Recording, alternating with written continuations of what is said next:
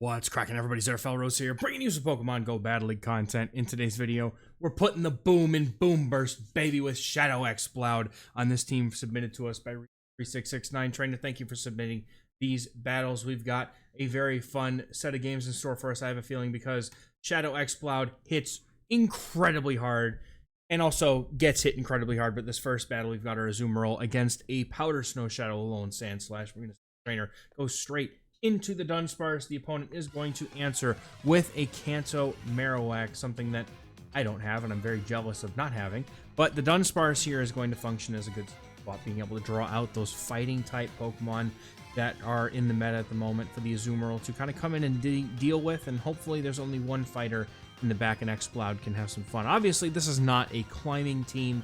No way. This is just going to be a for fun team with the XehrFelrose. Going for the overfarm in case the opponent does decide they want to try to farm down here, but they do decide to throw the energy to negate the Dunsparce from getting a move. But now Azumarill can comfortably just come in and get a nice farm. Now, unfortunately, for the Azumarill, we are running Ice Beam Play Rough, which means that the Alolan Sandslash is not going to have to worry about tanking a charge move here, but they don't know that yet, so there's a chance we still may get a shield off of the Hydro Pump, and we're going to go straight for the Play Rough. I want to pause the video just for a moment here to kind of explain why I love and hate this play at the same time, right? So you may be aware there is an inconsistent bug slash mechanic with this game where upon bringing in a Pokemon after it's fainted, there might be a one-turn delay, meaning that if you or if your opponent throws right away, as soon as you come in, there's a chance you may not get your move off, which is, I mean, it's a very good play, and I hate that it's becoming an actual strategy now to play this way, because it really does promote bad timing and inefficient gameplay. But the fact is you can just deny somebody. It's like back when we had denials in the game, and people could just throw on alignment, and there's a chance that based on your connection, it would be like, well, you either get the move or you don't. Anyway, XehrFelrose's coming in with a shield advantage, and the opponent has decided to stay in and try to get the shields off of the XehrFelrose before being able to switch out. And XehrFelrose is, their opponent staying in, is considering to get this farm down. The BOOMBURST! Oh, it's a Gastrodon. Oh, he's going for the BOOMBURST. Give it to me. No, I need this. This is how we start. Please give it to me. Give it. Yes! We take the BOOMBURST to the house, baby. Boom! Good game.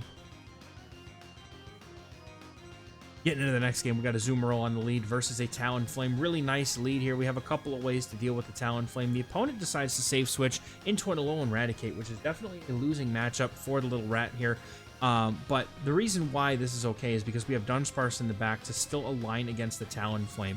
And so by doing this, we are going to be able to still win this matchup. Like, Alolan Raticate basically gets taken out by one player off, and by shielding that Ice Beam as well, they're pretty much guaranteeing that Azumarill is going to have a pretty nice pacing advantage here at the end of this matchup.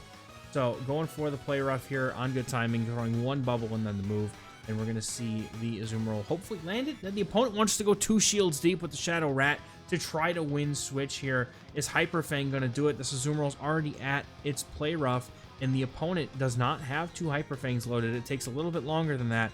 Going for the Play Rough and the one-turn wait. Very nicely done by Rishu3669 here, by waiting that turn, making sure they don't catch on the Talonflame, and then down goes the Talonflame, or down goes the Raticate, and the opponent's going to come in with a Chestnut, and Chestnut is going to get some energy before the opponent swaps into the Talonflame to catch this Ice Beam, which is better for the opponent here because that Ice Beam does do super effective into the Chestnut, but these rollouts are just shredding through this Talonflame. And even though all of this damage from Dunsparce is going to be resisted to that Brave Bird, all the damage, I would say, from the Dunsparce into the Chestnut will be resisted. It's still good energy, and the opponent is throwing a move immediately. They don't even think, they didn't even up for the Frenzy Plant. They threw a superpower. They are putting all their hope in the fact that this trainer might not have an answer to Chestnut. XehrFelrose is going to come in, but unfortunately, that superpower debuff, and the attempt at a catch has failed. The XehrFelrose has to live the superpower. It's debuffed by 1 stage. Is it going to be enough? The superpower, XehrFelrose hangs on. We're going through the Disarming Voice, and once again, XehrFelrose is going to finish with a boom here. Boom! Take out the Chestnut. Well played. Good game.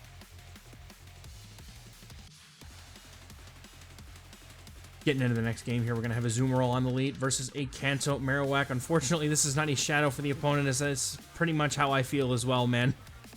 So we're going to be going, they're going to go into a Gliscopod here, and it looks like the Azumarill maybe wants to stay in and get a move off here. I would definitely like to see the Dunsparce come in at some point, because it is a very strong answer to the Gliscopod. Perhaps maybe Rishu's trying to stay in and get a shield from the Gliscopod, which they do succeed at doing, but I'm actually kind of confused as to why we're not swapping here.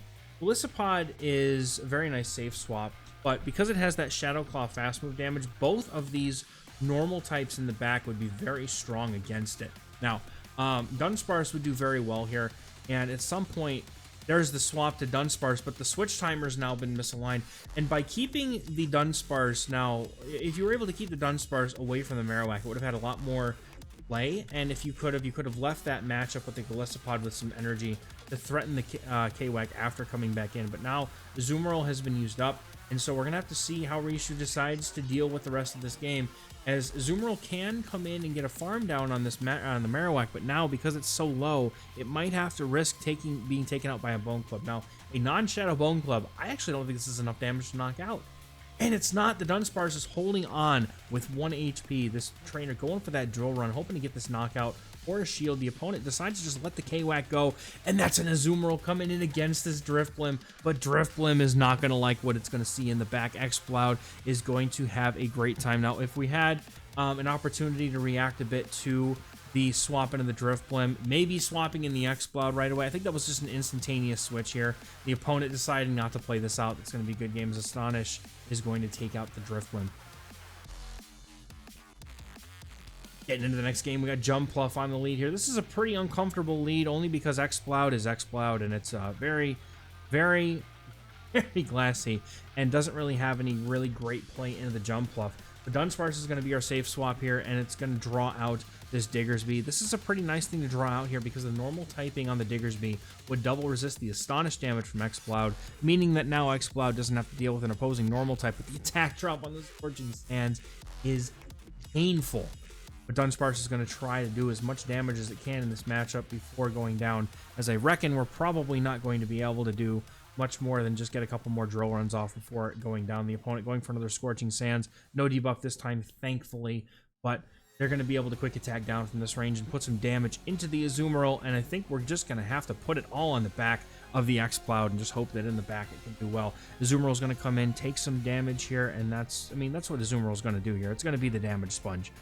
We're trying to get rid of the hard counters to this XehrFelrose, if, because there's, let's face it, there's tons of them, unfortunately. But Scorching Sands does a little bit of damage. No debuffs on the Azumarill, thankfully, so at least the Azumarill can stay in and get some Ice Beams off against that Jumpluff if it decides to come back in.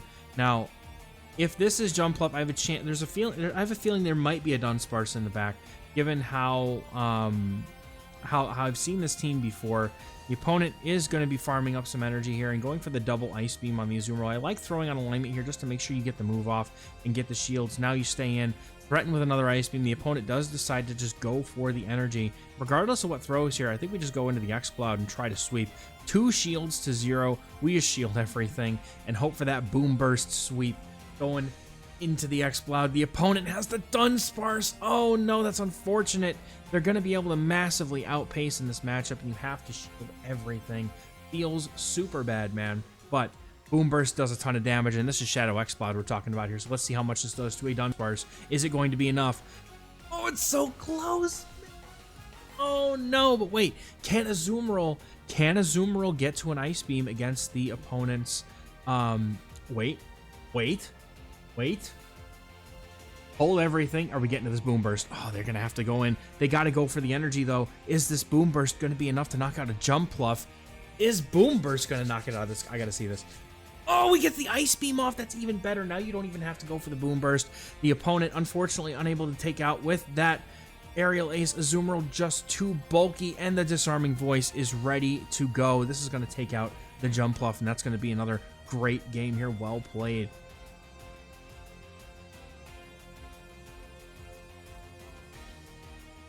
All right, getting into the next game here, we got a Zoomerl on the lead versus a Whiscash. Blast from the past with the little mud boy here that could, and the opponent's going to immediately safe switch to a Sableye. It's a very interesting choice on the opponent's end here. But once again, just kind of like the Golisopod before, Dunsparce and XehrFelrose both would do very well in this matchup. So at some point, I would expect us to swap out potentially. Now baiting a shield here, going for the Ice Beam. Well, Play Rough would definitely come very close to knocking out. And again, I guess we're staying in here to try to go for a catch. Okay, I like the catch here. And we sneak an extra rollout through, which is really, really nice. This Dunsparce is going to just pretty much destroy what's left of the Sableye, even though it has to take 2 charge moves here. That's not going to be enough to knock out, and the opponent can never farm down with these Shadow Claws, but the opponent is going to be able to come back in with that Whiscash.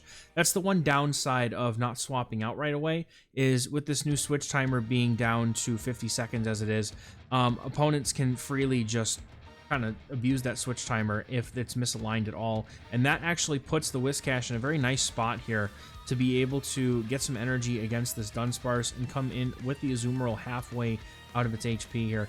But the Azumarill is a shield up and can shield if it needs to. The opponent going for what's likely a Mud Bomb on the Whiscash. We can go for this Ice Beam here and potentially even see if the opponent maybe wants to try to make a catch. But really, if they have double Ghost or something, like that XehrFelrose is just going to have a great time here. We just swap an immediate switch into the XehrFelrose. The opponent is running double Ghost with this Drifblim, and the XehrFelrose doesn't need Boomburst in this matchup. We're going to be able to quite easily just go for the Astonish down. The opponent coming in with the Sableye. I would have liked to see just a BM Boomburst just for the road, man. Disarming Voice, going to get the shield here, but it's not going to matter because the opponent's not going to be able to take these Astonishes. XehrFelrose going for that second shield, looking for that farm down. And this is pretty much over from here, unfortunately, for this opponent. But the Disarming Voice is reached. I think that we could have farmed down here and put the Disarming Voice on the Drifblim. This is very risky. We're coming into the very end of the game here. The opponent has the Drifblim. Do we catch on the Azumarill? Yes, we do, and the opponent making that Icy Wind. But unfortunately, it's caught on the Azumarill. Azumarill is going to easily be able to take this damage, and the opponent is not going to be able to KO in enough Astonishes, and they decide to concede the match. It's going to be a good game. Very, very well played overall. Some plays that I definitely think could have been played a little bit more cleanly, but that's okay. You know, obviously, is what it is. We just had some fun with XehrFelrose, man. I got to see a Boomburst in Game 1, and that's all I needed for today. But thank you guys very much for watching. We'll catch you in the next one. Let me know if you enjoyed the video, and if you're going to be playing Willpower Cup, or what is it, Ultra League, I think it comes in a rotation. So let me know what you're going to be playing this week, and we'll catch you guys in the next one. Bye-bye.